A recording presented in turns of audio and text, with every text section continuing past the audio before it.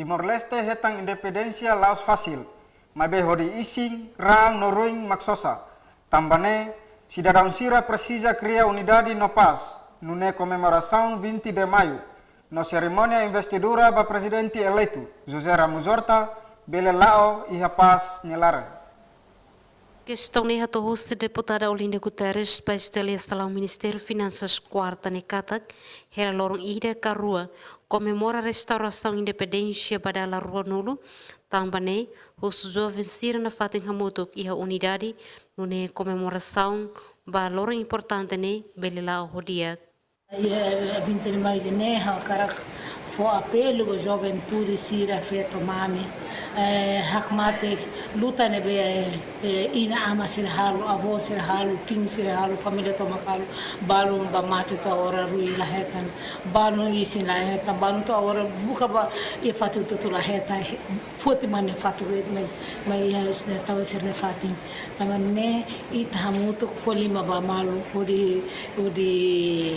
hare itena sanle bawe itena bel har separação ba malu itsa emre Deputada ne hateten mas que os de família ne be maqueta ketak mas be mesak timor wandet também husuna fatin foliman ba malu cria unidade no paz nune hamutu kalo desenvolvimento baraine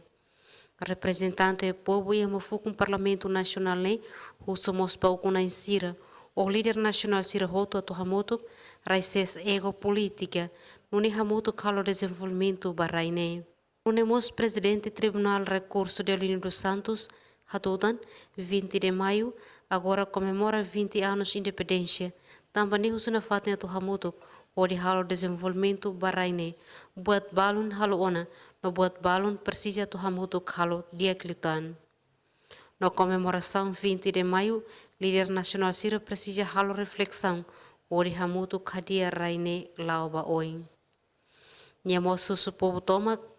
tau na fatem confiança ba líder sira ato ne sira bela exerce sir na função dia no lais pa povo o forma ne be mak bele dia lauba oin